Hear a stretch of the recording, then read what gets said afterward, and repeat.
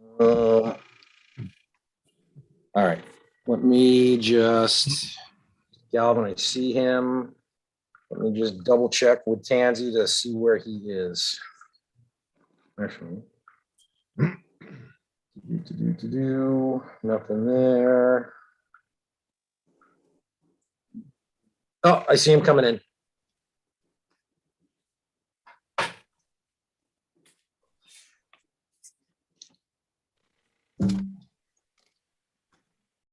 Mr. Tansy, How you doing? welcome. Welcome. All right, 6:30 on the timer. Welcome everybody to the November 16th meeting of the Rockland Zoning Board of Appeals. Every member and associate member is participating remotely. That would be myself, Mr. Baker Sr., Mr. Baker Jr., Mr. Haynes, Mr. Galley, and Mr. Tansy.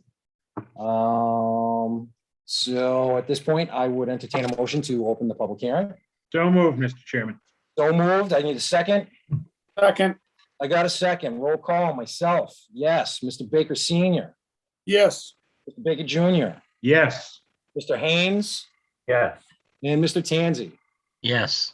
Rock and roll. All right, I'm gonna read the legal advertisement. 6:30 p.m. remotely conducted public hearing will be held by the Rockland Zoning Board of Appeals on Tuesday, November 16th, 2021 at 6:30 p.m. on an application for a comprehensive permit dated October 12th, 2021, filed with the town clerk on October 22nd, 2021, to construct 4 detached single-family homes on the property known as and numbered 320 Concord Street, Rockland, Massachusetts, containing 28,937 square feet, more or less. The applicant, Wall Street Development Corp., is proposing that 25% of the units be classified as affordable pursuant to Mass General Law, Chapter 40B, and its implementing regulations. The project is located at 320 Concord Street, Rockland, Massachusetts, is shown on the Rockland Assessors Map 57, Parcel 70, and is situated in the R1 zoning district. The project application, narrative plans, and reports may be viewed by appointment in the offices of the Zoning Board of Appeals with the regulatory coordinator or at the town clerk's office located at the Rockland Town Hall, 242 Union Street, Rockland, Mass, and online at our website. There we go. All right, so voting on is going to be myself, Mr. Baker Jr., Mr. Tansy, Mr. Haynes, and Mr. Baker Sr. That's all 5 of our board members. Who here is from Wall Street? Mr. Chairman, Lou Petrosi, Wall Street Development Corp. How are you tonight? Not too bad. How you doing, Mr. Petrosi? Pretty good, thank you. Thank you, everybody. I'll assume that you're that you're gonna run point on this. Well, I'm going to start with a little introduction about the project, and I have with me our engineer, Eric Shoemaker, who will go through the details of the engineering and site plan, and then be available to answer any questions that the board members or the public may have regarding the project itself and any technical issues that may come up with questions. Okay. So, and then I'm assuming that our engineer will be able to do some screen sharing so that we can put the plans up on the screen. Is that possible, Mr. Chairman? I don't see that being a problem. Okay, great. Thank you very much. Well, essentially, this property is, as you probably all know, is a very controversial property with a history behind it. Wall Street purchased the property at auction from the town of Rockland, and we subsequently filed for a site approval eligibility with Mass Housing to construct 4 detached single-family condominiums on the property. The site, as you probably know, is around 29,000 square feet with about 97 feet of frontage on Concord Street. The property is serviced by municipal water and sewer, and National Grid is responsible for gas and electric to the site. Essentially, the site is a very level lot from front to back, slopes very little. And We thought that the 4 single families, detached condominiums that we're proposing are more conducive to the neighborhood rather than, townhouse development of some sort that could have been part of this proposal. So that's pretty much it in a nutshell. I mean, Eric Shoemaker will go over the details of the site plan, the layout of the homes, the access drive that will service common access for the 4 homes, and be available to answer any questions relative to the project and utilities that are going to be proposed. So with that, I'll turn it over to Eric with your permission, Mr. Chairman. Absolutely. Mr. Shoemaker, how you doing this evening? Doing great. How is everyone? Doing fine, thank you. Thank you, So far, Brian. so good. Good, good. So I'll share the site plans here. So my name is Eric Shoemaker. I represent McKenzie Engineering Group. We designed the civil site layout and we conducted the on-the-ground property survey. So we'll start here with our existing conditions plan. Like Lou said, this is 320 Concord Street. It's Assessor's Map 57, Parcel 70, and approximately 29,000 square feet or 0.66 acres. The parcel is currently comprised of an existing single-family foundation. It has an overgrown grass yard and naturally sloping terrain. And there's some wooded terrain located to the rear of the lot here and a pocket of woods located towards the front of the property. The site was recently comprised of an existing single-family home, which has since been demolished. So the property is located in the Town of Rockland Residential R1 zoning district, and it's bordered by Concord Street down here to the southwest, as well as residential properties to the southeast and the northwest. Up here to the northeast is the Harmon Golf Course. So as you said, topography is relatively flat. It varies in elevation from about 89.9 to the rear of the existing foundation here to approximately 88.1 along the northern property line. This is the low point in this area. So the site is located in a FEMA zone X, and it's not located in a DEP zone 2 or the Town of Rockland Aquifer Protection Districts.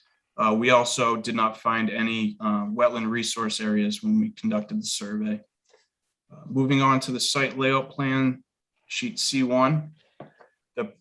So this plan shows the proposed conditions of the site, proposed buildings, some of the setbacks, as well as the surface treatments.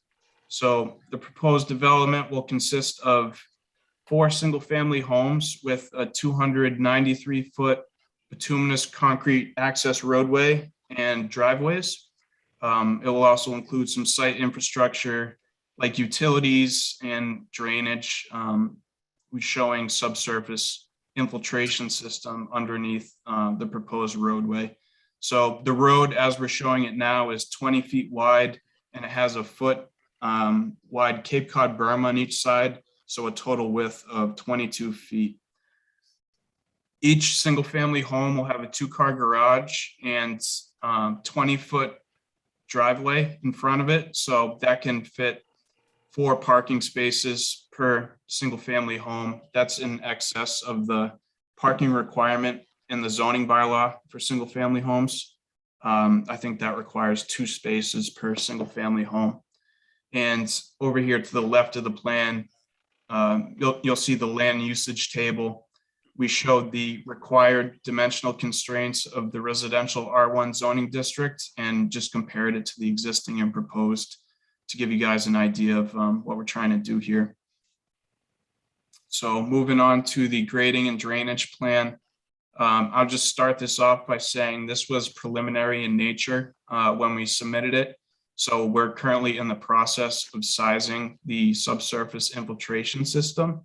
We went out there on November 5th and we actually did soil testings. We poked holes all throughout the site along the boundary to get an idea of the groundwater conditions as well as what type of subsoil and the parent layers we're dealing with. So as it's currently constituted, there's no stormwater controls on the site.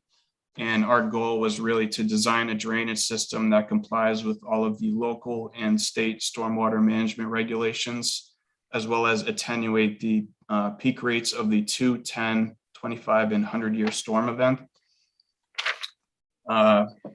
So like I said, we're in the process of designing this, but to give you guys a general idea, we look at the design points in the site. In this case, it was relatively easy. There's 4 design points and it's each property line. And we analyze the runoff that goes there in the pre-development condition. And we just ensure that our post-design, we leave all the abutters in every property line with less runoff than what they have now, to ensure that there's no flooding issues or groundwater problems in the area. So our goal is really to capture all the impervious on the site and treat it for TSS removal as well as water quality requirements. We do that by putting catch basins in series with a first defense unit to treat it, and then into the subsurface system, like I said. The results of the soil testing was very good. There's actually a layer of sand as the parent layer, so we'll be infiltrating into that, and we don't really foresee any issues with groundwater here. Our final sheet here I'll discuss as quickly as just the utility plan. Like Lou said, we'll have connections to water, gas, electric, telephone cable coming from the street. I'm in the process of revising this sheet as well. I got a comment from David Taylor, who is the interim highway superintendent, and he would like us to connect the sewer within this existing easement to the right of the plan that it currently services parcel 5772 as well as our site. So due to the condition of the sewer in the street, we'll be connecting in this area and making a run out to the street. So I'll answer any questions on the site design. I also have some architecturals here I think Lou can walk you guys through. Thank you, Mr. Shoemaker. That was a very good presentation, sir. Thanks. I'm gonna open this up to my board members. Mr. Tanzi, talk to me.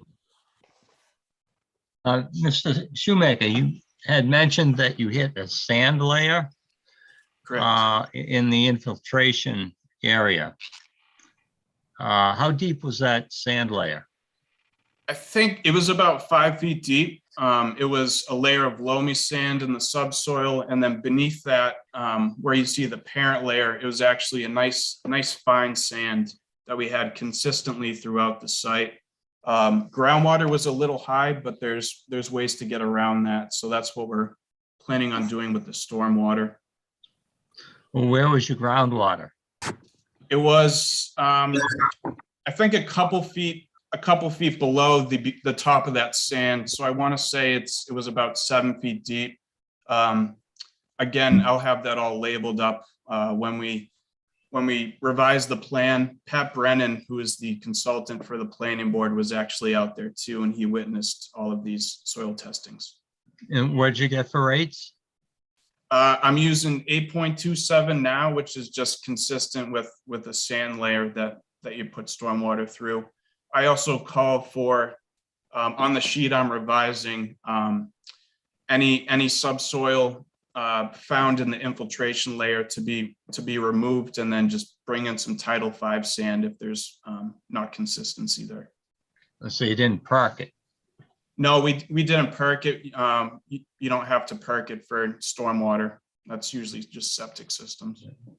But the 8.27 rate, that's more indicative of a sand rather than a loamy Correct. Yep. sand. Yeah, that's a sand, and that's the elevation that the subsurface system is in. Okay.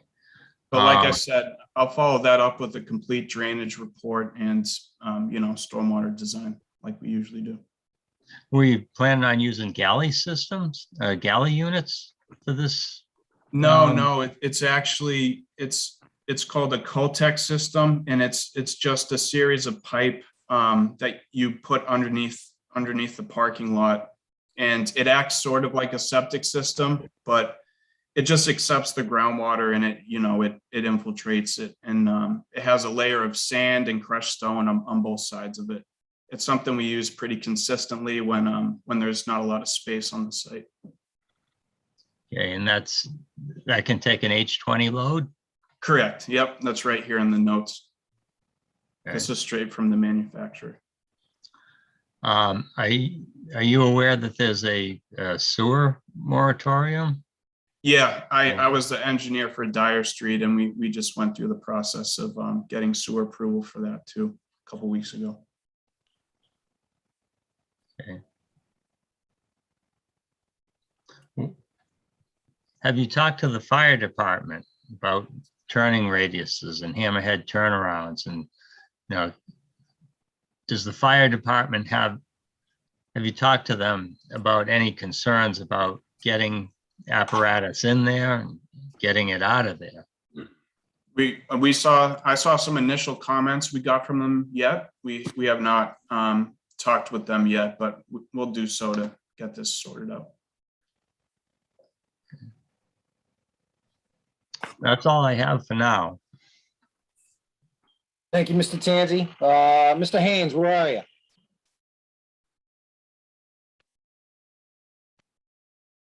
Where'd he go?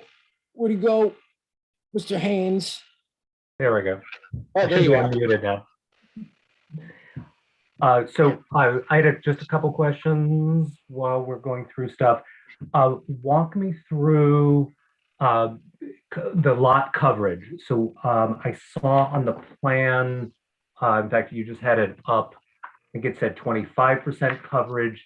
Elsewhere in the submittal, it said 22% coverage. We've got an impervious of 50. So I just wanted to, can we go over those numbers and try to get some consistency on what those calculations are? Sure thing. This is taken straight from the intensity or dimensional intensity regulations from the zoning bylaw. So one of the categories was building coverage. That's what the 22.3% is. I can't speak to the impervious coverage. I don't see it here on the plan, but if it was that 50% that was shown in the application, I'm sure that was correct at the time that we submitted these. Let's go to the application. So this is section 5, page 1. Are you with me on this? Yeah, I don't have them in front of me. All right, well, it has here 22% lot coverage structures is 6,448 square feet. So I just wanted to see. That 22% sounds like it would be the building coverage. Right, it does sound like it would be the building coverage. So I just wanted to see where you've got 6,448 square feet, and I just wanted to see if that is Yeah. something. We've got a bunch of different architectural plans, and the buildings are maybe we could see each of the buildings looks like it's drawn as the same. So I just couldn't, like, the math just didn't add up for me. So maybe or in a coming rendition, obviously this has to do with coverage, with runoff, and then I've got impervious, an additional 28%. So we've got an entire, we're actually covering 50%.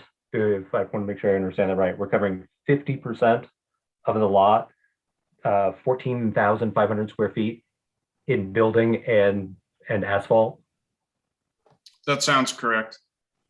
So, so in addition to your calculations for the drainage, how are you handling drainage from the buildings themselves, downspout? So that sounds like it's approximately 6,000 square feet for buildings and 8,000 square feet for driveways and the roadways. I'll add that to the sheet next time you guys see this. But to answer your question, how I have it in the stormwater design now that I'm working on, we have just a roof leader system going directly to the subsurface infiltration system. So the entirety of the roadway, driveways, and all the buildings will end up in that subsurface system. Gotcha. Good. All right, back to my questions and notes.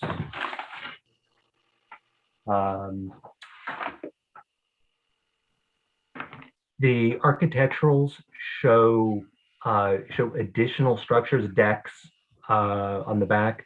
So this would be a question either you can answer or Wall Street can address.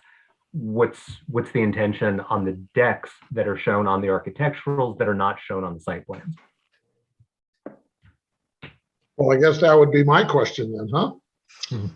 So what we're looking at right now, what we've proposed on the plan is the maximum building size that would be within this framework, so that, you know, we're designing for the maximum impervious surface.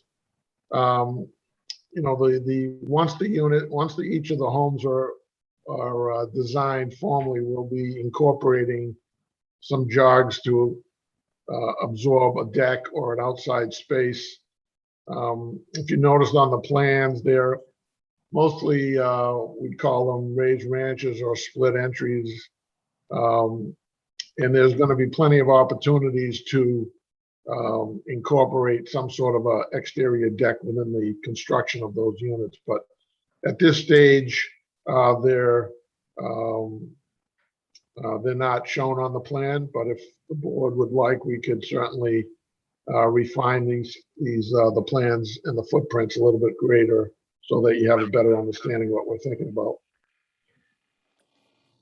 Well, are you saying that the any deck would be inside of the these rectangles shown, or will the decks actually be inside the setbacks and encroaching in the space that you have towards the property lines? We're gonna try and maintain the setback that we show on the plan, and we're gonna try and incorporate any exterior space like a deck. If it is a deck, it'll be inside the footprint of the building. If it's a patio or a paver on the ground type of element, that would be within the setback. But we're gonna hopefully not require any kind of intrusion into the setback line that we've proposed with any kind of a exterior deck.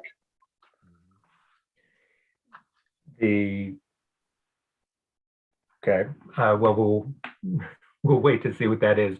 Obviously, one concern would be moving into what would be a buffer.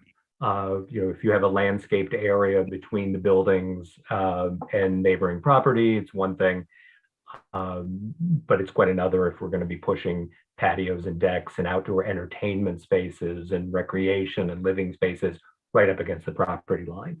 So I think we've got a conflict where I think these structures need outdoor space and recreation and open space and ways for people to be outside, but you don't have there's no area left without running right up against the property line. So I think it's a potential problem between a need for the site and the size that we have available. On the issue of these being shown as raised ranches, even though we'll call it a colonial for lack of other description, you've got all of those plans show some level change, some topography, but you've got a very flat site, and you've got a high water table. How will you develop these structures, especially in the elevations shown with the sort of lower reduced ridge height? How would you develop those buildings on these sites that's flat without either raising the buildings and its ridge height higher or dealing with the fact that we've got a really high water table and we've got water on the site? Well, these homes are, usually, if you're familiar with normal house construction, they put a foundation in the ground. It's probably an 8 or 9 foot foundation wall. It's in the ground 7 or 8 feet, and 2 feet of concrete are exposed. In this scenario with these proposed homes, there'll be roughly a 4.5 foot or 5 foot concrete foundation poured. That would be in the ground, and probably a foot of concrete showing, and then the balance of the house, the balance of the what would typically be a foundation or a basement would be wood framed, and the entry into the house would be at a higher elevation, that's say for a front stairway. So it's really a ranch on top of a split foundation of sorts, with 4 feet of concrete, and the balance of the homes would be wood framed. So we How won't would be you- we how won't would you be in deal the with the ground soil? very deep. We'll be in the ground. We'll be roughly 2 feet above the high groundwater, I would say, when the design is done. How do you deal with the garages then? The driveway? The garages enter in on the existing grade, and they just go under. It's under the first floor, so it's maybe I'm not explaining it. Are the driveways going to slope down then? No. The driveways will slope towards the access drive, and the house will be elevated to accommodate, as I said, is the actual garage floor itself will be level with the existing grade. Well, maybe we can work on those numbers for the next meeting. Sure, thank you. I'll try to give you a better visual of that the next time. I've seen what you've described done with the driveway going down, so you park underneath the first floor. But the elevations that you have and the architecturals you presented don't match up with your description. So I was curious whether you're raising some grade or lowering some grade in order to make that work. Perhaps their architecturals will change. Yeah, our objective here is to maintain a certain finished height for these buildings that are consistent with the adjacent neighborhood on either side and across the street. So we wouldn't expect the height or the ridge of the roof to be any higher than what's there today. So again, maybe I'm not explaining, but perhaps we can get you a better visual photograph of what these houses look like post-construction rather than in plan form. Okay, that sounds good. We talked about our soils.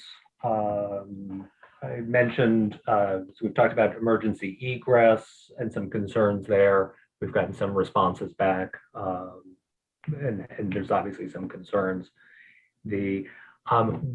One of the things that was mentioned in the acceptance letter from Mass Housing is doing a traffic study. So I was wondering if that have you started the traffic study? Have you looked at that? Well, I think for a project this size, I don't think a traffic study would yield any kind of results. That it's minimal traffic, 4 houses. It's really kind of a minimal impact to the roadway, Concord Street. The adequate sight distance in either direction. If you really want a traffic study, we can certainly do one, but I wasn't planning on doing that. I think that was in that was in your letter. It simply says the traffic study or other professional site design process should address proposed on-site circulation and parking to ensure compliance with public safety standards, good design practice related to drive aisle widths, turning radius, and site distances. So they do give it doesn't have to be a traffic study per se. But I think typically what we've encountered is you want to be sure that emergency vehicles can turn in and turn out of the access drive with the larger fire apparatus. And certainly we can provide a turning analysis that demonstrates that. We can provide, sight distance analysis so that it's pretty clear that people entering or exiting the site will be able to see oncoming traffic in either direction. And we can develop a scope of those parameters that you'd like to see studied, and certainly do that. Great. So if that brings me to just my this is sort of an open point to my other board members and the people, and that is, so the flip side of that is the consultants, and we should talk about, how, the consultants the board will need to review that. So I think getting agreement early on about how those things are getting reviewed and who is reviewing them. So we have some, say, like Pat Brennan, we have some standard town engineers, but there are some other things. For example, there's a lot of concern in the neighborhood about the water table and water drainage. So you've painted a very nice picture of drainage on the site. The experience of your abutters is quite different. And they've raised a number of concerns. One of the issues in that general area with other developments has been, as sites get developed, water problems in the neighborhood get worse and worse. So I'd like to early in this process really understand and have agreement on the consultants the town will need to things like analyzing the traffic, and by traffic I'm referring to turning radius and sightlines things as well. So so I want to make sure we've got that covered. Yeah, I think whatever the board decides to do for a peer reviewer, whether or not you select a single firm that handles multi-disciplines of traffic and stormwater and general engineering practices. Certainly we can come up with a scope of what the board is looking for to answer any technical questions that they have regarding the project. Great, I think that's good to get done right away. And then I do want to talk about buffers and landscapes before I relinquish my time, because I talked about the decks and potential outdoor space, but there's very limited, 6 feet and change, I think, towards the neighbor on the right side, sort of southeast. And talk to me about landscaping and buffering. It's right now there's a big white fence there and not much else. Right. Well, as you point out, both homeowners have existing six foot white privacy fences along the property line. Typically, that's what we would probably offer as, in connection with, privacy to the neighbors with a project like this. Not quite sure what we could add to that on our side that would be helpful to them, other than the fence that they already have there. So, well, I think it would be landscaping. It would be trees, shrubs, bushes. Yeah, we'll prepare a land as we get further into this. We'll submit a landscape plan for you to take a look at, and obviously there'll be a lot of grass area, but there will be plantings and foundation plantings and other things that will be incorporated into the site design. As you get, as I said, closer to the fences of both of the neighbors on either side, whatever we do on the interior of the lot is just for the benefit of the homeowners that we're going to buy in this project. But certainly we'll have a landscape plan as we get further down the line for you to review. I think it's important that it isn't just privacy, it's mitigating It's mitigating reduced setbacks. It's mitigating the amount of building, the amount of structure that they have to look at. Anybody, in a project like this, we have 4 times the amount of building that neighbors look at, even people driving by look at it. So reducing that scale with some plantings. It also helps people who are living in the houses themselves. It offers shade and some relief from the compactness of the site. So I think it's for everybody's benefit that there's some some buffering and landscaping. So I guess I have one. I'm just while I have the floor, I do have a question for Bob Galvin if he's in the vicinity, and I was curious about the deed restriction. It was in the deed, and I just wanted to ask if this process takes the place of this, satisfies the deed restriction for that for this parcel the way it was conveyed. Just give me 1 second. I've pulled that up, Mr. Haynes, and I'm looking at that.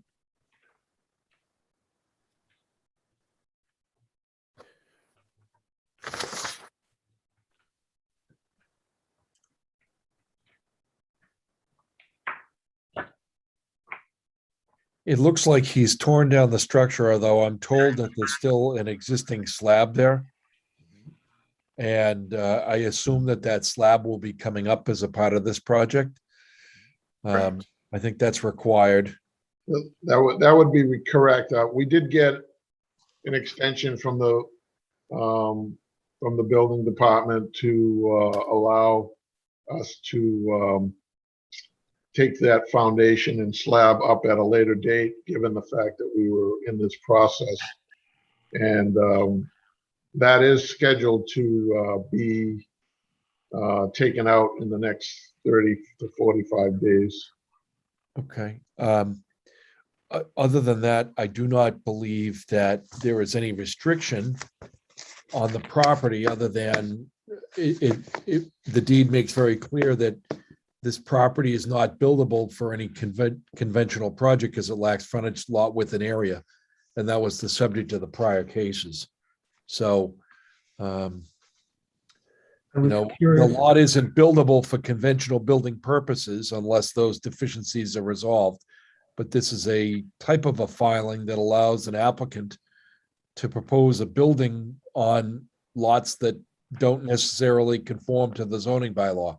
So I think it's within the scope of their authority to submit.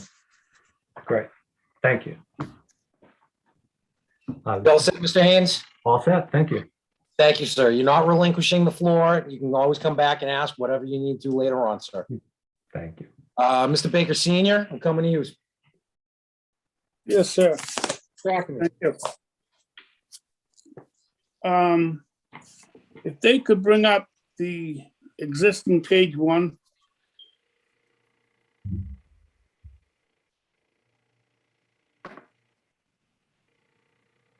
You had said that they were going to extend bring the soil line straight down the easement, or not the easement, but the buffer. Correct. The highway superintendent requested that we connect within the existing easement. There's an 8-inch PVC here that services both properties. That's his preference rather than connecting at the street due to the age and condition of what's out there. There is a soil manhole cover. And Yep, it's up here. I actually found it the other day, and I shot the rim and invert, so we know the slope of this pipe. We know exactly where it is. but that only is for a single family home. So is that It's a- manhole, are you gonna tie into that manhole or tie in each lot into was- the existing? Yeah, I would like to collect all 4 homes and then just tie in at the end here with the manhole connection. An 8-inch PVC it could definitely suit this site. So that's what we plan on doing. I think I show now. I show a 6-inch PVC now collecting all 4. So an 8-inch will be an upgrade. Okay, have you talked to the sewer department on this? We got a letter from him, and that was what he actually requested, the highway superintendent and interim sewer superintendent, Dave Taylor. They have a new superintendent now, so you might want to touch bases with him, Okay. because there still is a moratorium in the town Yes. on that. We got a response from the fire department. I don't know if you've gotten it yet. But some of his comments were that dead ends fire department access roads exceeding 150 feet in length shall be provided with approved provisions for the fire apparatus to turn around. That, in my eyes, says that there should be some kind of cul-de-sac at the end of this access road because it's longer than 150 feet. Because Well, once we'll- you get a truck we'll- down there, he's gonna have to back all the way out. We'll discuss that with the fire chief. My experience with that regulation that he's citing is that it only applies to multi-family type developments, but we'll review This that is- with him and get some feedback. Hey, we also got one from the water department that the Abington Rockland Water Joint voted to temporarily suspend all water hookups until we complete a supply and demand study to see if we have water available. At this point, the property at 320 Concord Street only has water for a single-family home. With this being said, at this time, there is no domestic water available for this project. Did you see that letter? I haven't seen that letter, but I would only echo the fact that, that's a town regulation, and I think chapter 40B overrules that condition. Is that stated in the law? Well, pretty Rules much. and regulations for them? We'll provide some information for the board to take a look at, but I mean, hopefully the town will complete its study and we won't have any questions to contend with, but let's get through the process first and see where the chips are when we're done. On your submittal package that you submitted, in section 4, the engineered, the architectural pictures, Right? they're showing decks Yeah, no, off of the house. yep, So those would be in that 18-foot buffer. yeah, so as I mentioned earlier, we're gonna try and these are just preliminary architectural plans that were submitted with the package. As I mentioned, we're gonna try and incorporate those types of spaces within the outline of each of those footprints that we have shown on the plan. There, in most of these situations with raised ranches, you have walkout basements or semi-walkout basements. So there may be patios or that will be in that space, but we're not envisioning any decks that would be intruding into that space, despite what's shown on the plans.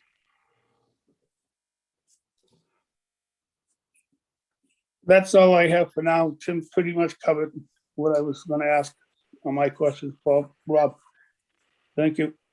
Thank you, Mr. Baker Senior. Appreciate that. Mr. Baker Junior, talk to me, sir. Can't hear you, sir. The dog was barking, so. There we go. Thank you, Mr. Chairman.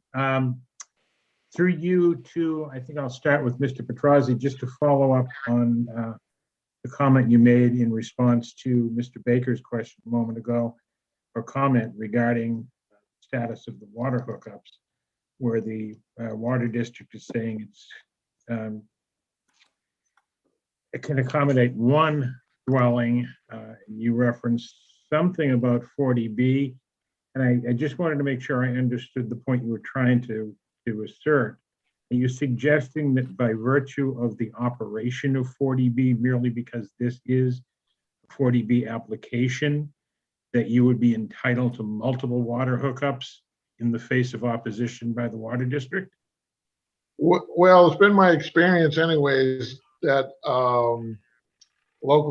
this 40B permit overrides any kind of local regulation or moratorium. There's nothing that supersedes the need for affordable housing based on what I've been told. But I would like to say to the board is that, if and when the permit is issued, the permit is good for 3 years. So it's not like we can't be in a position to cooperate with whatever study the town is doing and see where that study ends up. Right now, the board has a significant amount of time to review the application and to get peer review comments. And I'm not quite familiar with the water study that's ongoing or how long it's going to take to complete, but certainly we'll work with the town as best we can to, fit in what we need to fit in terms of their water needs. Okay, but just to get back to my question, change the question a little bit. Are you suggesting then that in the absence of the zoning board in dealing with your application approving a multiple hookup versus the single that's there now, that the operation of 40B would override that position of the ZBA? Yeah, I guess what I'm asking is, are you suggesting that there need be no affirmative permission granted by the town for you to have a 4-house hookup versus the one that exists now? Well, it's really a net 3, a gain of 3. So Whatever the numbers are, it's more than it is now. So as I said, my experience has been that that 40B, unless it's a state mandated permit, 40B overrides all local zoning and bylaws and regulations. That's my experience, and whether or not I'll check it out with our attorney and see if that's representing that properly. Mr. Galvin, you still there? Yes, I am. Could you comment on Mr. Petrozzi's response to my question? Yeah, I'm sorry. Maybe you could just restate it. I was distracted for a minute. Well, the question I had asked in 2 forms, one in the context of the water district, one in the context of the ZBA. Yeah. That is permission from one of those entities necessary for there to be 4 or multiple hookups versus the 1 water hookup that there is. And my understanding of Mr. Petrozzi's response is that solely by operation of 40B, those multiple hookups are allowed even in the face of opposition or lack of permission from whatever entity of the town might be involved. I'm not sure I 100% agree with him. Your board acts as the basically the Board of Water Commissioners for the town in terms of it's a project's design and compliance with requirements. And that's why you've solicited their comments to the proposed water hookup. And I assume you're going to get a list of what their recommendations were, because Mr. Petrozzi is going to, and I believe has already submitted a request of waivers. And one of the waivers he's going to ask for basically relates to local requirements enacted by the board. it depends on the basis for the moratorium. Like with the sewer department, it's based on, at least in part, on an EPA consent order. I don't know all of the reasons, and I haven't explored that with the water department, what they're up to. But I guess I'm going to have to learn a little bit more about that. So I'm sorry I can't give you a definitive answer, but I can tell you your board acts as if it were the Board of Water Commissioners acting under any local bylaw or any local regulations. So what they pay for a fee connection, whether they get a fee connection are probably going to be your calls, not their call. But the moratorium, if it is implicated by something larger than a local bylaw, could be a water, the joint waterworks decision. Okay. It really kind of depends. Okay, thank you, Mr. Galvin. A couple of other things before I get to the application itself. The engineer had mentioned a stormwater management report. Any idea when that's going to be made available? That will be submitted with the next set of plans. Okay, but what kind of a time frame are we looking at? When's your next meeting? We do every 30 days, so you would have to supply that to us 2 weeks prior to that 30. So you basically have 2 weeks from tonight. Okay, that'll be done. Okay, thank you. And again, Mr. Shoemaker, just to get back to one of the points that I thought you made, and I'm asking you this to correct me if I'm wrong, but is my understanding correct that what we're looking at today in terms of the site plan and the architectural design is not necessarily the final plan, both in terms of the footprint, the plans for the houses, and even, although I think Mr. Petrozzi said it was doubtful, the height of the units themselves? I can't speak to the architecturals, but on my end, when we submitted this first plan set, the subsurface infiltration system was not sized yet. So we're in the process of finishing that up. And with that, it's you need to fit utilities in there too. So there'll be some slight revisions to the utilities. That's all I can speak for as well. Thank you. Thank you. Let me address my question to Mr. Petrozzi then. Are you there, Mr. Petrozzi? Yes, I'm here. Thank you.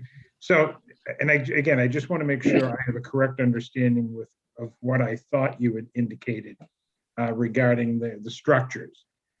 Is it correct that there is at least the possibility, if not the likelihood, that the design of the structures, the footprint of the structures, and even the height of the structures, although you said the height part wasn't likely, may be different in a subsequent plan?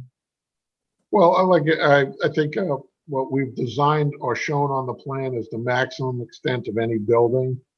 We expect that what we're trying to do with these 4 buildings is make them unique and different in character, but comparable to what's in the neighborhood, so that they'll be different and have, unique architectural elements to them that make them stand out on their own individual basis. So, so there'll be some changes, and there'll be some, I hope the board will give me some latitude in designing each individual home prior to us getting a building permit, so that we can do that and keep a unique setting there that is not your typical row house type of development. So, But the bottom line is there may be change.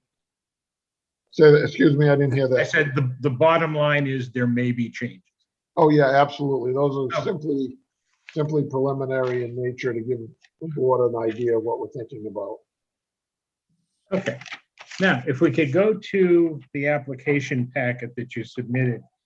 And the first thing I'd like to look at is a couple of provisions in what I would describe as the cover letter from you, Mr. Petrozzi, dated October 12th. Sure. You have that handy? I don't have it in front of me, no. Okay. Well, what I'm referring to in particular is, let's see, the second paragraph, and you make a reference, I guess this is regarding the affordability aspect.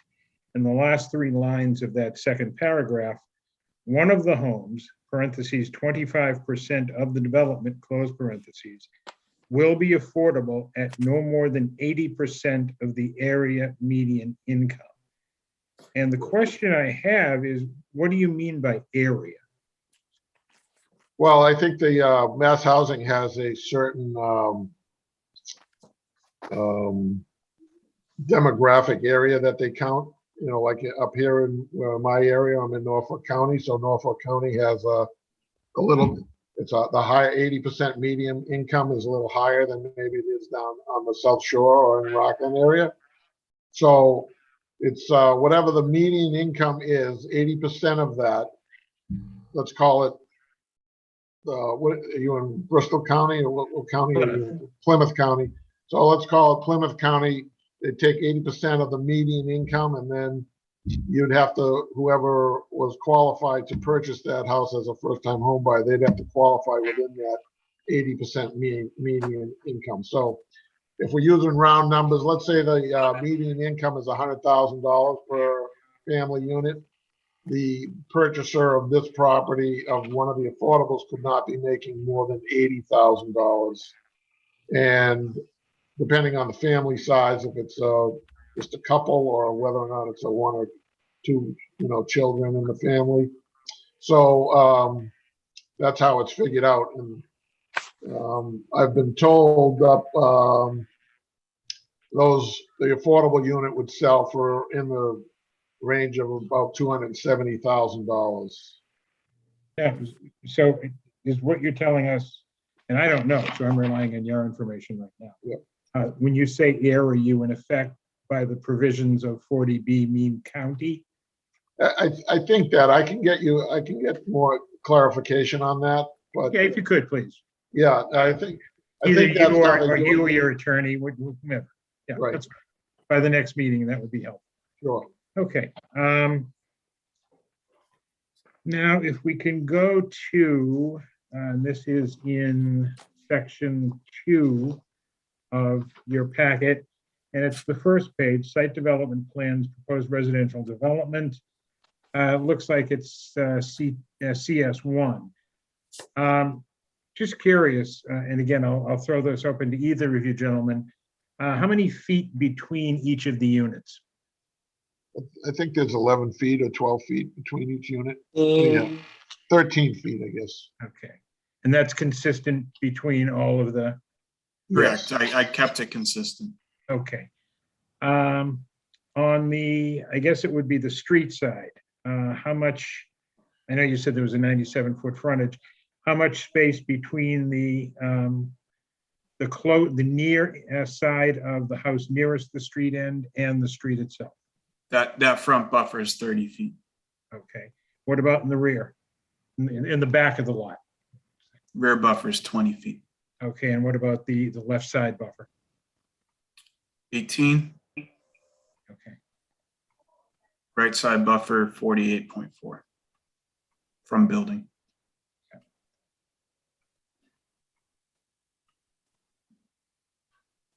okay.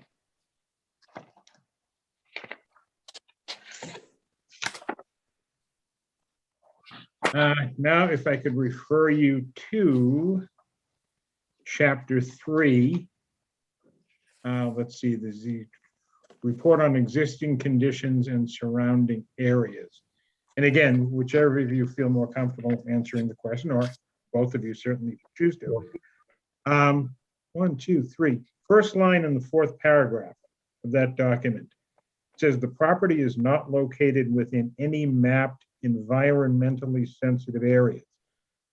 Is environmentally sensitive areas your language, or is that statutory or regulatory language? Or?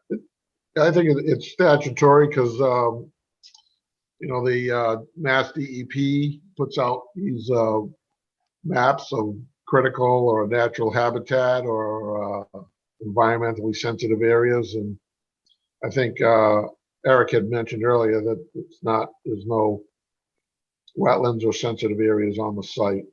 Okay. So presumably if when I go into the statute or the regs, there'll be something there telling me what DEP's definition Right. of that is, at least Yeah. based on your understanding. Sure, thank you, yes. Thanks. Okay. Let's see. On the next page, report on existing municipal facilities and services impacts October 12th, 2021. And there's a section called water supply, and I have a couple of questions on that. The first one is on the language you used. In the first 5 words on that sentence addressing the water supply, it says the development and future units. What do you mean by future units? The 4 that are there, the 4 that we're proposing, because right now Okay. there's nothing. Yeah, because, well, and apparently it isn't the case, but the first thing I thought is that you were considering further development. Oh, no, on no, that no, parcel. no. Can I make a suggestion just for the sake of clarity? If you might consider amending that to planned units? Sure, Okay, or thanks. proposed units, yes. I proposed or planned, yeah, Yeah. just so it doesn't indicate, or Yeah, give the yeah, inference that there's something more. All right. sure, understood, understood. Okay, now getting back to the issue of the water supply in general, and let me give you a hypothetical. What is your plan, or how would you address the circumstance in which you are not able to access municipal water? Well, we would wait till we were able to do so. If it was an absolute that we couldn't access it, the permit runs with a 3-year time limit. And then there's obviously, under circumstances like that, there are remedies for extensions of that permit, of the comprehensive permit. So we'd have to deal with that situation if it occurs on a, as time goes by. Okay, well, again, keeping in mind we're living in a world of hypotheticals right now.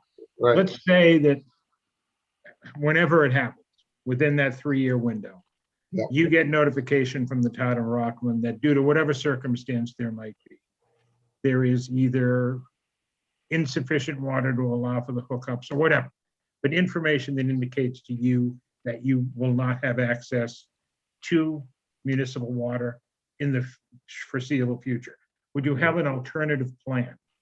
well, the alternative would be to do domestic water on the site. Oh, well, Well, yeah, okay, absolutely. all right, and let's look at sort of a similar hypothetical pertaining to sewer services. If you got a similar response that you were not able, and you were not going to be able to access the municipal sewer system, what would your plan be then? Well, I haven't really thought about it, but we'd have to look at the soil conditions to see whether on-site septic were permitted. There could be holding tanks that could be pumped on a regular basis. There's options, not attractive options, but there are options. Okay, all right, so you have given some thought to both circumstances. Yeah. Let's see. Going over to tab 8, regarding the applicant qualifications, and on one of the pages, Wall Street Development Corp. and 320 Concord Development LLC, parentheses, to be formed. Right. Do you know when that LLC is going to be formed? Well, we've reserved the name at the Secretary of State's office, so it's an imminent event to occur. Usually we would do that as part of the regulatory process when the project has been received its comprehensive permit prior to getting its final approval from DHCD. We would have to have that LLC formed with regulatory rules and regulations qualifying us as a limited dividend corporation. Okay, so as far as you're proceeding right now, that's something that wouldn't come into existence until after you were through with us. correct. Okay.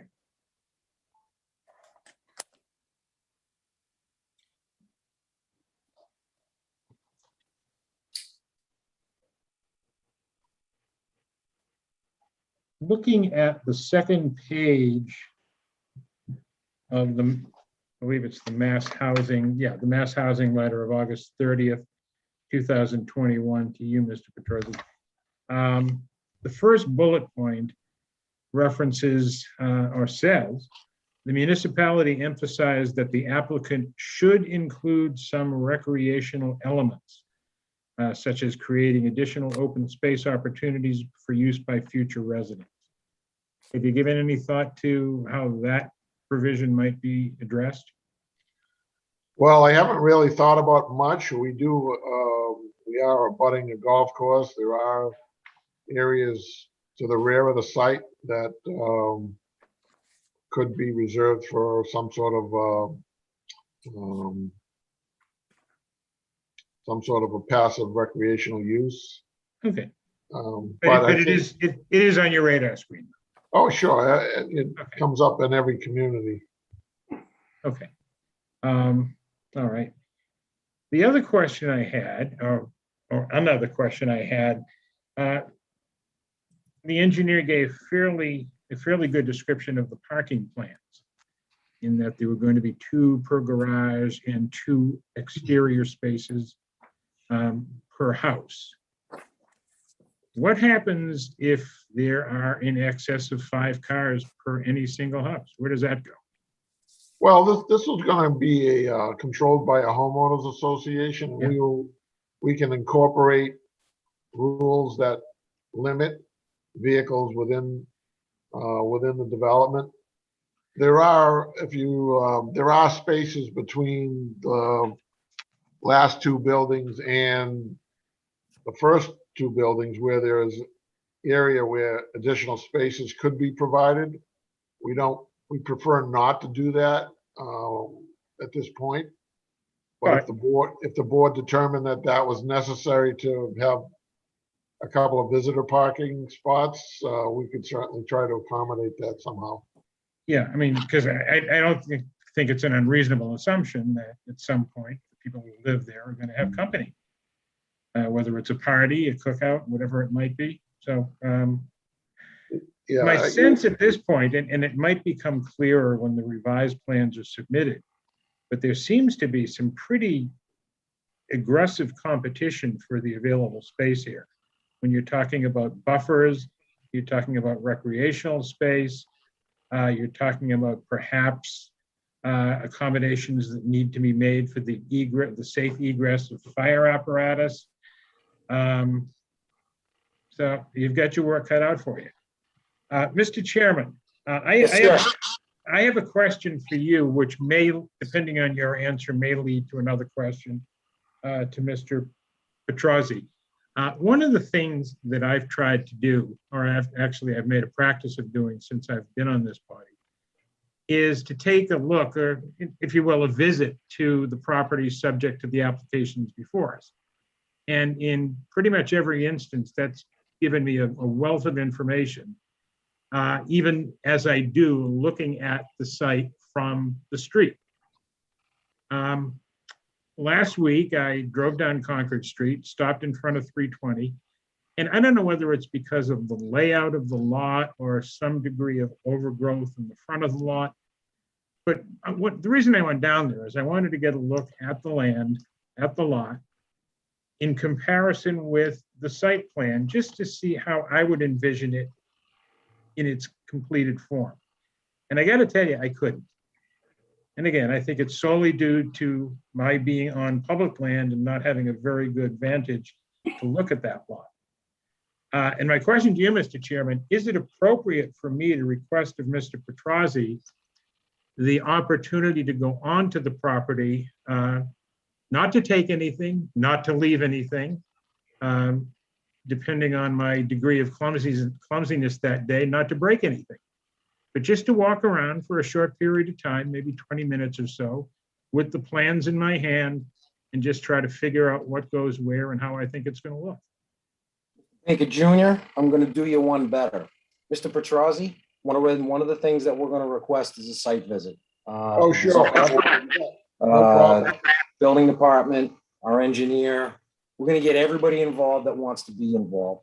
No abutters, just you, sir, your engineer. And again, the different departments in town that want to get their eyes on it. I was gonna I'm gonna pick up the finer details when it comes to my my turn here at the bench. So Mr. Baker Jr., that is going to get taken care of. It was going to be one of the things that I was going to require for this. Great. Thank you, sir. I'm happy to set up a time at the board's convenience. If it's on a weekend day, fine. Whatever's convenient for the board to meet at the site, and we can go over all the details. Perfect. Mr. Baker Jr., are you all set? I am, sir, and thank you for your consideration. Thank you. Mr. Galley, talk to me, sir. Yeah, I was Mr. curious. Rosa, could I just interrupt one thing? Because Attorney Galvin, go for it. Mr. Baker asked a very good question, and I don't think Mr. Petrozzi knew it, but I can answer it. It had to do with what is the area median income? Oh, we got some. What's going on here? Someone's got their phone on. Can you hear me? It sounded like somebody had two lines open. Yeah, I just want to make sure it wasn't mine. No, that wasn't me. Okay, somebody had a phone going. So the bottom line is there are metropolitan areas, and the Department of Housing and Community Development basically lumps certain areas together, and there are some inner city areas where the area median income is less than what the Boston area, Cambridge, Quincy area median income is. But there is actually a chart on the DHCD website that was updated effective April 1st, which says what the area median income is for homes. And I believe it's also published on the Massachusetts Housing Financing Agency's website. But the bottom line is that's all been determined and exists on these charts. And our area falls within the Boston, Cambridge, Quincy area median income. And it basically says how much money a family can earn and live afford to pay for a 2-bedroom unit or a 3-bedroom unit. And these homes will have to sell they'll have to be affordable for someone that earns 80% of the area median income under the Boston, Cambridge, Quincy metropolitan area. That's what it is. Does it reference what that median income is, Mr. Galvin? Yes, I think for like a 2-bedroom home, it was somewhere in the vicinity of $83,000. So multiply that times 80%. Okay, and what about a 3-bedroom? Does it reference that? Yes, it does. Let me see. There's a whole bunch of places that have it. Let's see if I can give you I had the chart and I hit something and I lost it. So You know what? If you have a chance between now and the next meeting, that would be fine. Thank you. I have it up Oh, good. now. So these are the 2021 income limits. Just give me 1 second. I'm flipping to the super affordable, then there's affordable. So area median income for the Boston, Cambridge, Quincy area for a 2-bedroom home is $80,850. A 3-person is $90,950. That's 80% of the area median income. Okay. Thank you, Mr. Galvin. And I have that chart and I can send it to you. Thank you. Attorney Galvin, are you all set? Yes, I just wanted to give you that quick answer. No, I appreciate that. Mr. Galley, sorry to interrupt. Please talk to me. Well, I do have a quick one. I have a couple of questions, but my first question is, the property in between, let's just say the land, the ground, lawn, between the condo houses, the 13 feet areas, who has control or owns those areas? Like if for some reason someone wanted to pull their car or truck up into that section, who has the authority and right of way to go there? Well, this will be a homeowners association, and that would be common areas. And there'll be rules for the use and the maintenance of that area. Generally speaking, they're landscaped areas, or they're areas where you might have your outside equipment like air conditioning units or that sort of thing. So there'll be common areas that will pertain to each unit that's there. Okay, great, thanks. Because that did answer. I'm unfamiliar with that living condition, so that answered my concern on two fronts about something as silly as wanting to just put something there for a short time or wanting to access it, because we were talking about other properties and other applications if it needed space to bring a truck through or something, but the homeowners association would cover access for Right. maintenance. Right. So that covers that. My next question really isn't for the applicant first. I would have to say maybe go to the chairman or Attorney Galvin. But in section 9 of the booklet, table 1, at the water and sewer regulations, there's a lot of requests to waive all the fees for water service connection, tapping charge, connection fees, and sewer ordinance. And I'm just curious, I don't know what those fees would be, but is there a precedent that authorizes just the waiving of those automatically? Or is that something that is just like a wish list for the applicant? I don't know. That's more a question for the chairman or attorney. I'd be happy to jump in. I mean, I think that's a wish list. We don't typically waive all of the fees. There have been circumstances where, depending on the economic impact of a fee to a development, the board has looked favorably on some types of waivers. But it's really taken on a case-by-case basis, and it all depends on the economics of a project. Okay. All right. Thank you.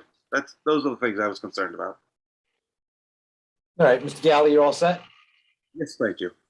Okay, before I go, I see Mr. Rubel, he's starting to fall asleep. I'd like to go to the building commissioner. Yeah, thank you, Mr. Chairman. I'm just wondering, should we be having points of what we need for variances that don't meet our bylaw?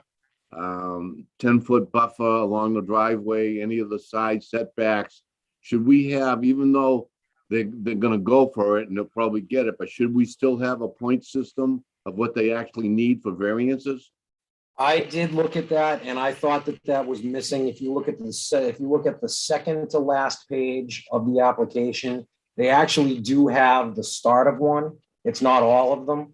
I picked up several through the conversation, and I don't know who this is going to be, whether it's Mr. Petrosi or Mr. Shoemaker. That list is going to have to be updated. Just so we have a formal list of all the waivers, all the variances that you're asking for. You've got a very good start, and I missed it myself. You've got a very good start, but we are going to need that updated as time goes on. Yes, agreed. That's all I have for now, Rob. Thank you, Mr. Rubel. All right. Mr. Rosa, I just had a couple of questions I think that might benefit the board. Please step up. Mr. Petrosi, with the way that you've laid out the units, would there be any future connection to the rear property over the access drive? I know that it ends right now in a dead end, but I would assume the board would want to know whether there was any plan to connect through to the property located behind your project. No, we've had no communication with them, and this will be a 4-unit development, no other access to adjoining properties. Okay. The other question I had is, in light of some of the concerns that have been expressed by other board members about the open space on the lot, have you ever given any thought to potentially connecting two of the buildings and instead of having 4 units in 4 separate units, having 2 units with 2 units Oh, connected? Right, sort of like duplexes. Correct.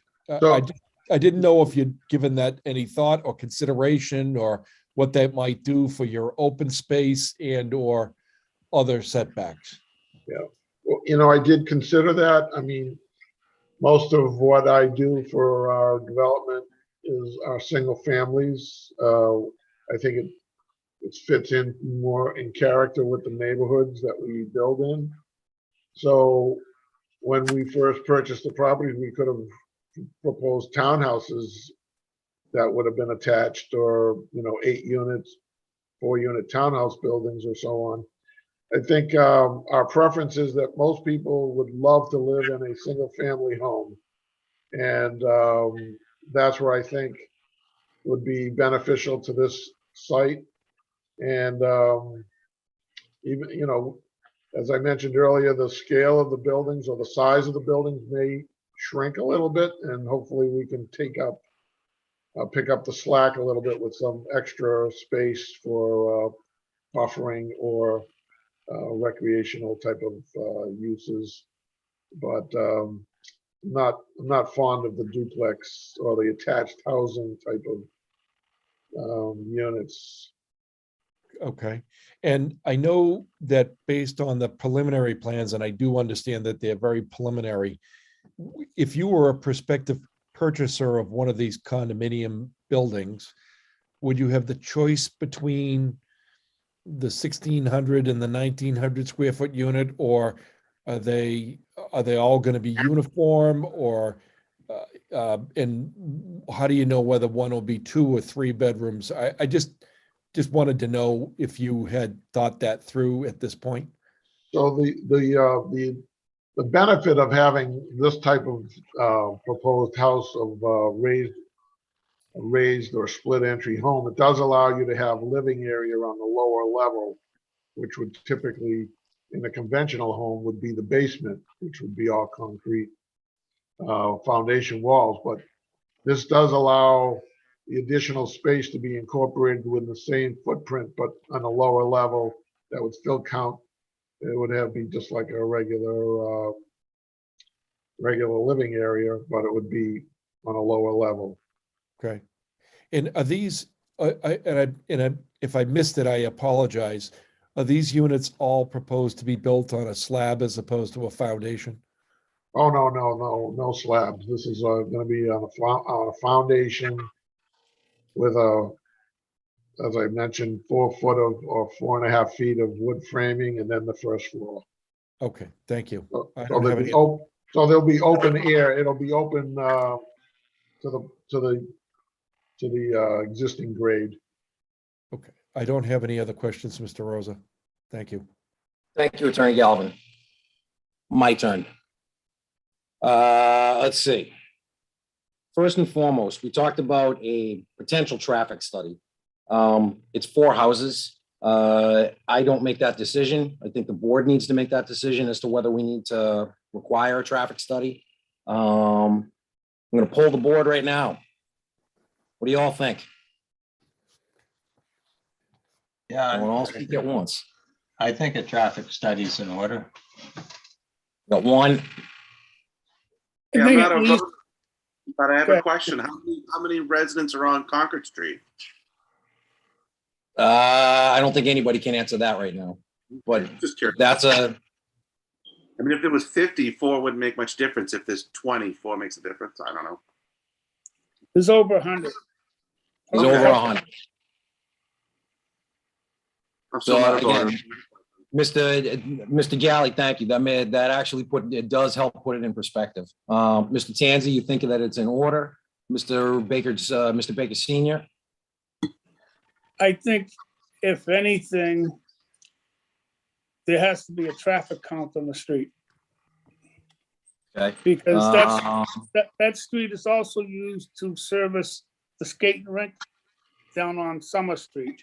Yep. And there is a lot of traffic on that street, No, that's true. night and It's day. true.